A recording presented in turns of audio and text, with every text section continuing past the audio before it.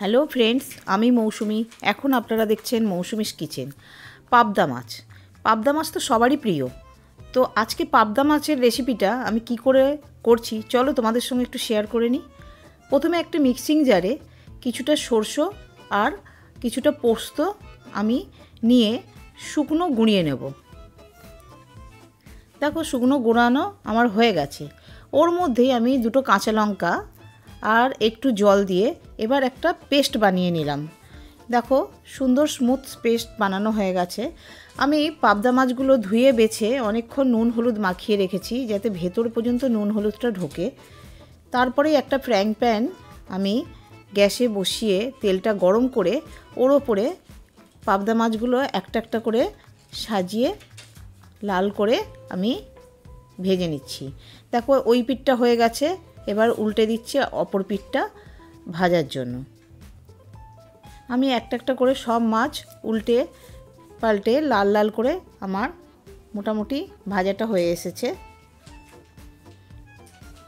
দেখো ভাজা কমপ্লিট। আমি একটা একটা করে তেল থেকে ছেঁকে তুলে নিচ্ছি।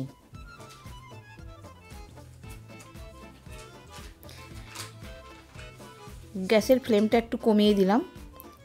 এবার যে তেলটা আমার ফ্রাইং প্যানে রয়েছে ওই তেলের ওপরেই আমি একটু কালো জিরে দিলাম, বেটে রাখা সরষে পোস্ত কাঁচা লঙ্কার পেস্টটা দিলাম আর হলুদ গুঁড়ো পরিমাণ মতো নুন দিয়ে আমি একটু মশলাটাকে কষিয়ে নিলাম।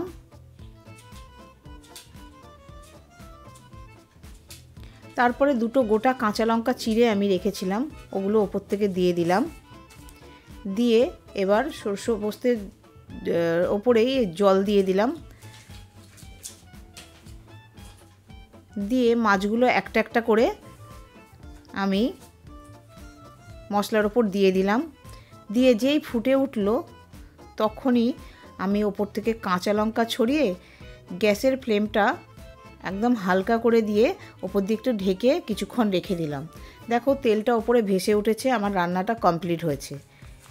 এই রকম অসাধারণ স্বাদের পাবদা মাছ শুধু ভাত দিয়ে মেখে খেলে অসাধারণ লাগে। তো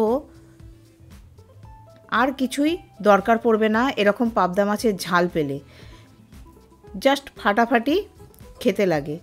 তো তোমরাও একবার বানিয়ে খাও, কেমন লাগলো আমাকে একটু কমেন্ট করে জানাও।